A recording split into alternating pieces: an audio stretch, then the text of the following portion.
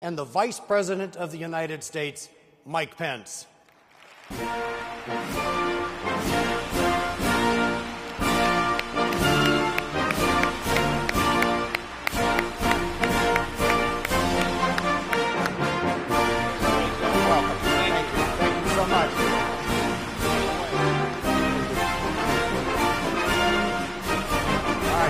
Thank you. Have fun.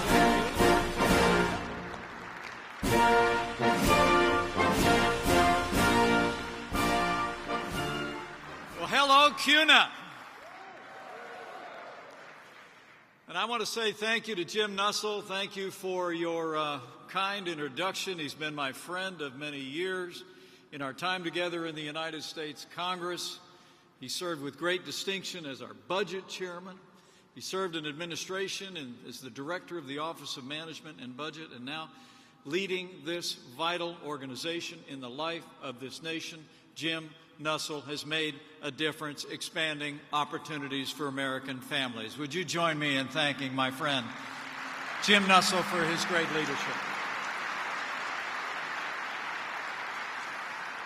And it's an honor to be here with all of you, men and women who work hard every day to help Americans achieve the American dream, for their families, for their businesses. You build local communities.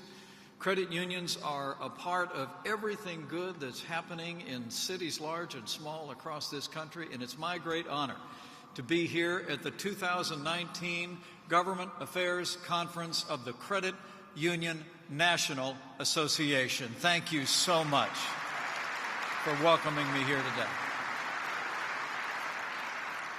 And I want to give a special welcome to some great friends of mine from my time in the Congress, my time as a governor of the great state of Indiana. We got some Hoosiers in the house. John McKenzie, David Abernathy, all of you are here with the Indiana Credit Union League. I am just delighted to see you all again. And as I begin, allow me to bring greetings from a great friend of credit unions and a great friend of all of you, and a man whose leadership has revived the economy of the United States of America. I bring greetings from President Donald Trump to each and every one of you.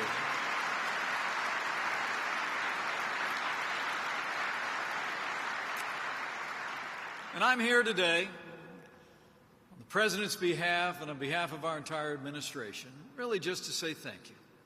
Thanks to all of you for the vital role that you play in our nation, for the work you do to help millions of Americans build stronger families and build stronger businesses and stronger communities.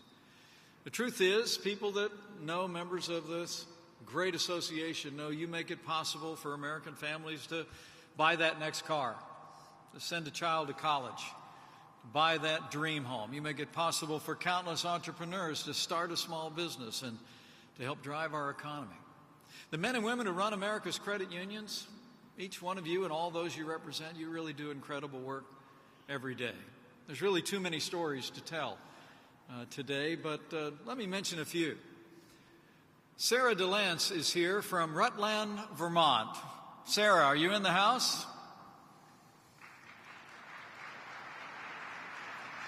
"15 years ago, I'm told, Sarah took her first job as a part-time teller at her local credit union, but today, because of her hard work, skill, and determination, Sarah is now a senior vice president at Heritage Family Credit Union, and just last year, she was recognized for her outstanding service when Sarah was named one of Vermont Business Magazine's Rising Stars." Now let's hear it for Sarah.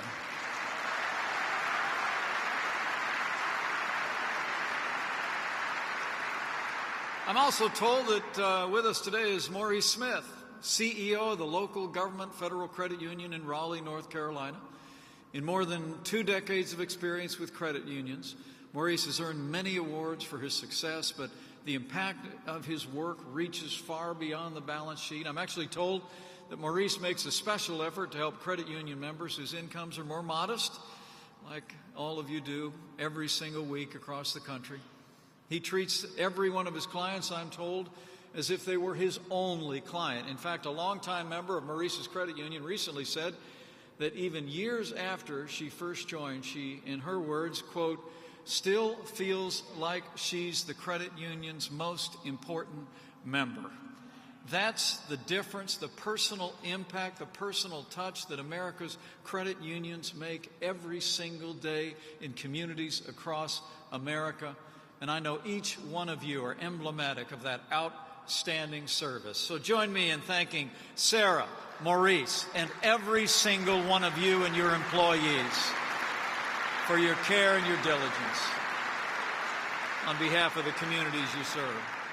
It really is remarkable to think about the difference that credit unions make nationwide. You serve 115 million Americans with more than a stunning $1 trillion worth of loans. Over the past 2 years, you've also stood by the side of this president and this administration as we've fought to advance a pro-growth, pro-jobs agenda. And just as we're grateful to have you as our allies, you can be assured the American credit unions have no greater champion than President Donald Trump. It's true. You know, over the past 2 years, President Trump has signed more bills cutting federal red tape than any president in American history.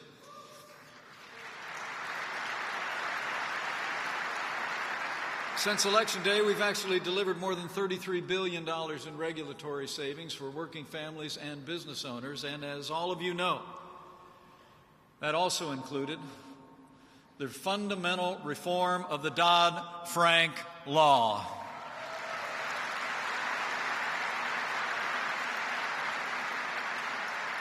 As all of you know, Dodd-Frank restricted your members' choices. It limited the freedom of the American people to make financial decisions that were the best for them. Dodd-Frank made Washington bureaucrats more powerful and less accountable, giving them ever more control over the work that you do every single day. It was in every sense a failed law that resulted in tens of thousands of pages of burdensome regulation, a mountain of red tape that created a tremendous burden on America's credit unions and ultimately on the families and businesses that you serve. Since Dodd-Frank was passed into law 9 years ago, the number of credit unions in America actually declined by more than 25%. It was an average loss of one credit union each day. That's why President Trump took action. And with strong support of majorities in the Congress, this president signed the Economic Growth, Regulatory Relief, and Consumer Protection Act into law, rolling back some of Dodd-Frank's most damaging regulations. And you all were a part of that. Your support in that effort made a tremendous difference, and you have our thanks on behalf of the American people that you serve. You know, credit unions understand the needs of your members far better than bureaucrats in Washington, D.C. ever will. You showed that in the fight for that reform. Under President Trump's leadership, I want to promise you, under this administration, we are going to continue to empower you to do what you do best, serving your members and serving growing communities across America.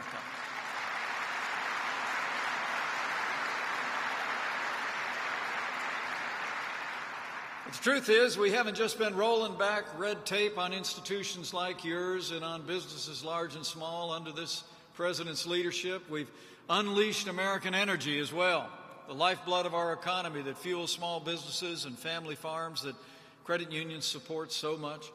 Thanks to our actions today, thanks to the leadership of this president and the ingenuity of American energy entrepreneurs, today the United States is the world's largest producer of oil and natural gas, and next year we will be a net exporter of energy for the first time in 70 years.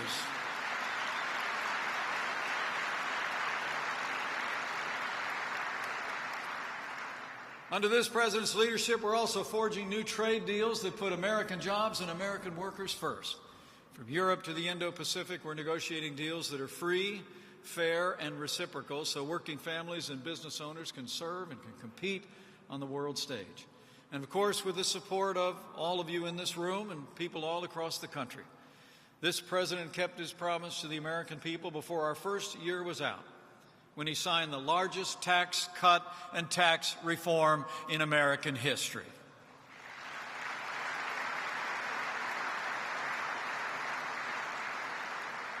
With the strong support of credit unions and your members around the country, we cut taxes across the board for working families, small businesses, family farms, and businesses of every size that credit unions serve. And we made it possible for families and businesses to keep more of what they earn.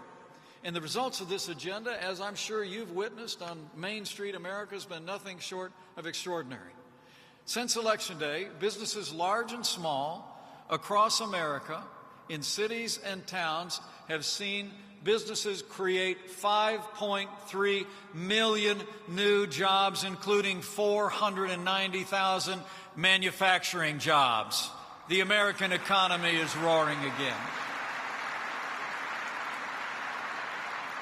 Nearly 5 million Americans have been lifted off food stamps. Today, unemployment has hit a nearly 50-year low. We've actually seen the lowest unemployment rates ever recorded for African Americans and Hispanic Americans. The truth is, the American dream is working for every American once again, and credit unions are a part of making that happen.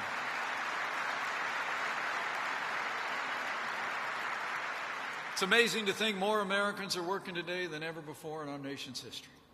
A growing economy means more money for the families that you serve. Wages are rising at the fastest pace in a decade, and it's truly meaningful to the President and me that the most rapid growth of wages in America today is among blue-collar workers, the backbone of America. The forgotten men and women of America are forgotten no more.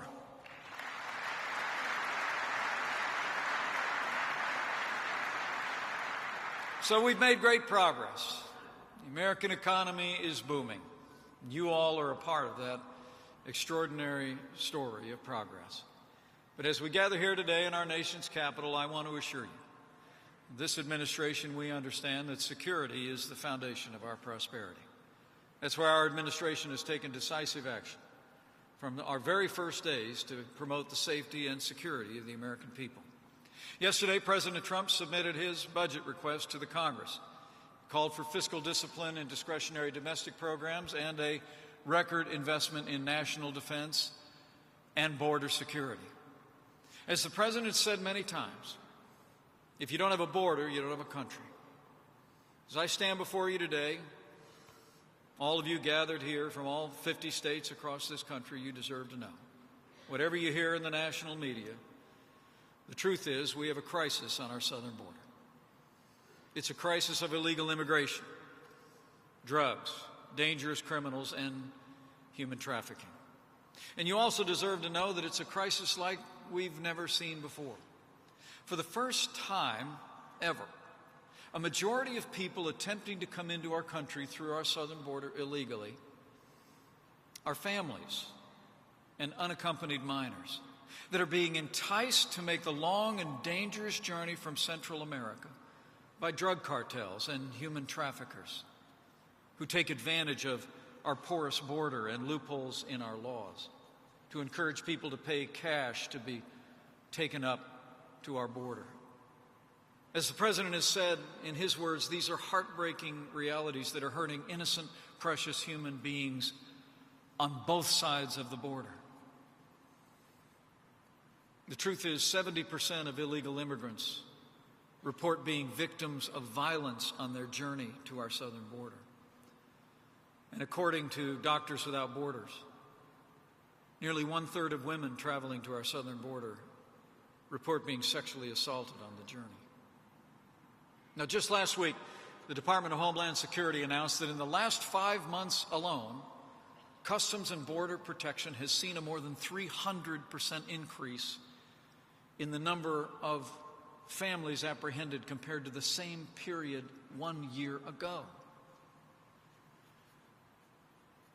My fellow Americans, every day we don't secure our border, we are allowing the crisis to worsen and more lives to be endangered and exploited. Despite the incredible work that our men and women in law enforcement are doing, drug cartels and smugglers are exploiting this crisis at our southern border to flood drugs into our country, harming our children and our families and the communities where you live and lead.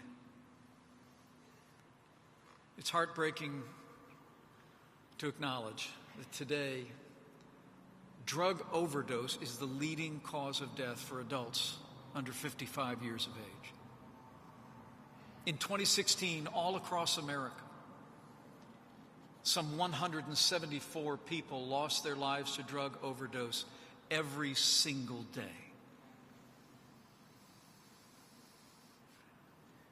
These statistics don't tell the story better than I know you already know it, because I know the role that credit unions play in your communities. You're involved in every worthy cause, in every charity. You are an integral part of your communities, and so when the stories are told of heartbreak, you've already heard those stories. A member of the United States Senate from the American Northwest told me not long ago, he said, Mike, I'm standing strong with the President for border security.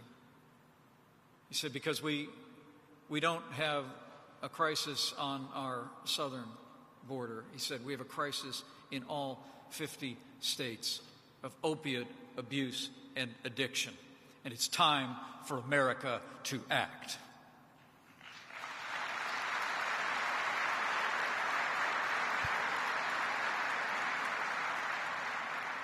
Crisis on our southern border is affecting us all. It's affecting every community in America. That's why President Trump has taken such a strong stand for border security, declared a national emergency on our southern border. Despite the fact that he has clear statutory authority under the National Emergencies Act, some in Congress are actually trying to stop the president from exercising the authority that Congress gave him to address what is an undeniable humanitarian crisis on our southern border. Now, we're grateful for senators who are working to find a way to address this crisis and support the president's emergency declaration for border security. And after I leave you today, I'll travel to Capitol Hill to continue those discussions. But let me say this. A vote against the president's emergency declaration is a vote against border security. A vote against the president's emergency declaration is a vote to deny the real humanitarian and security crisis that is happening at our southern border. And so we're calling on every member of the United States Senate, set politics aside, stand up for border security, stand with this president, and put the safety and security of the American people first.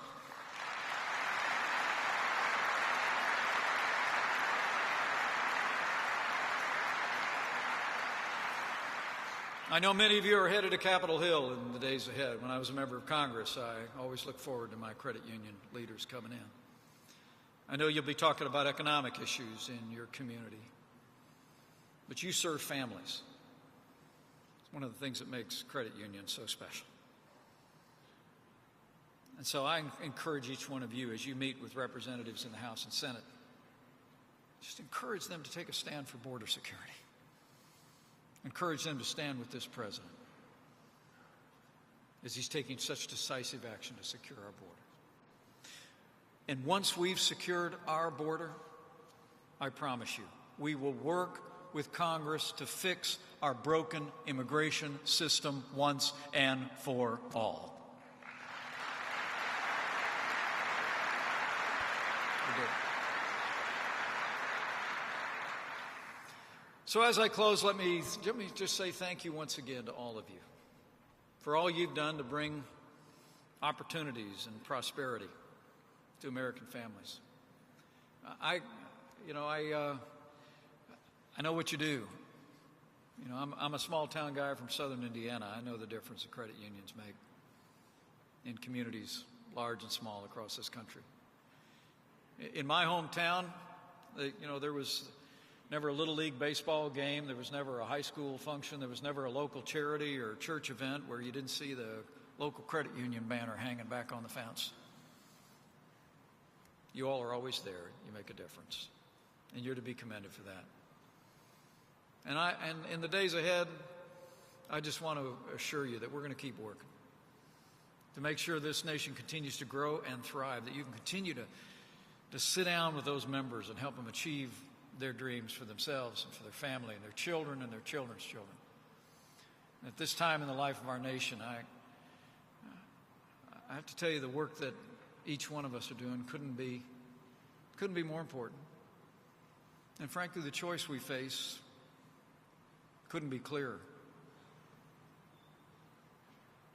You know, it is remarkable to think, as we gather in the midst of this extraordinary prosperity, in the most prosperous nation on earth, built on free enterprise, built on that American dream, many of the leading voices in the other party are actually advocating an economic system that has impoverished millions around the world. Under the guise of what's called Medicare for All and the Green New Deal, liberals in Washington and in the national debate are embracing the same tired economic theories that have impoverished nations and stifled the liberties of millions. That system is socialism. Truth is, what they're actually offering is just more of the same. More government, more taxes, more spending, and less freedom. The truth is, what Medicare for All really means is quality health care for none. And the only thing green about the Green New Deal is how much green it's going to cost all of us if they ever pass it into law.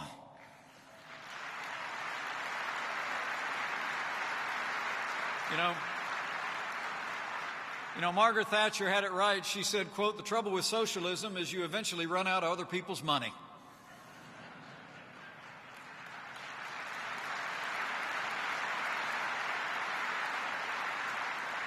Now, President Trump said it well in his State of the Union address. He said, "America was founded on liberty and independence, not on government, coercion, domination, and control."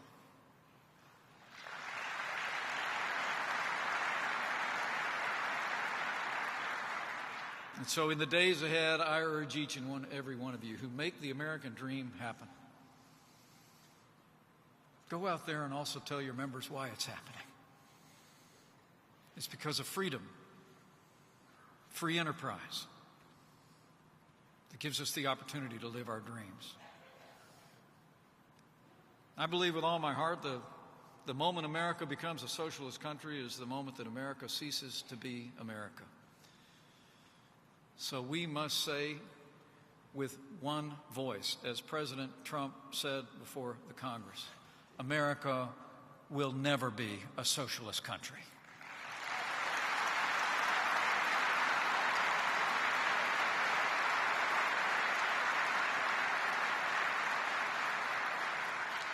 So to all the leaders gathered here today, thank you again. Thank you for what each and every one of you do to come alongside families in your communities, to be there, to strengthen everything that makes America strong and prosperous. You stand alongside hardworking people that are living the American dream. You build great communities, and I just encourage you in the days ahead, whether it be standing for border security or standing up for those timeless American ideals, let your voice be heard. And I'll promise you, the President and I are going to keep on fighting for all the principles and policies that you've supported, not just over the last 2 years, but as so many of you have supported throughout your lifetimes and the lifetime of this movement. The truth is, it's going to take all of us in the days ahead to keep America growing, keep America on the pathway of the principles that are restoring American greatness each and every day. And so I want to encourage each and every one of you as I go to let your voice be heard, not just on Capitol Hill this week, but when you go back home. Recognize that you're leaders in your community. You know, I'll always believe that all the cable TV shows in the world, all of the social media, all the mail pieces and TV ads in political campaigns don't matter a hill of beans than when somebody that you know and respect in the community speaks up about issues that are important to your family or to the community or the state and the nation. So we encourage you, just let your voice be heard in the days ahead. And lastly, just continue to stand with those families. I've seen it firsthand. It has always been touching to me that credit unions don't have clients, you have members. They're communities. They're born of the great tradition of associations. It's always been the heart of America. People coming together to find solutions with one another, build on the principles of free enterprise and opportunity and individual responsibility. And so just keep doing what you're doing. Keep believing in the communities that you're serving. Keep believing in those people that come in nervously with their hands ringing and they sit across the table from you and they tell you about their dream. And keep investing in the American dream. In a word, have faith. Have faith that when given the opportunity and the freedom, the American people demonstrate each and every day that this is a nation where dreams come true. Credit union members make that happen. But also I encourage you to continue to demonstrate the faith that I've seen characterized in so many credit union leaders over the years. Faith that each and every one of us are precious in the sight of God. Each and every one of us, when given the opportunity, can achieve our dreams. Because those words written so long ago are still just as true today for each and every person you meet. They're over the mantle in our house at the Vice President's residence.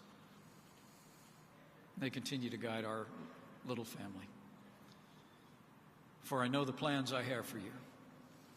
Plans to prosper you, not to harm you. Plans to give you a hope and a future.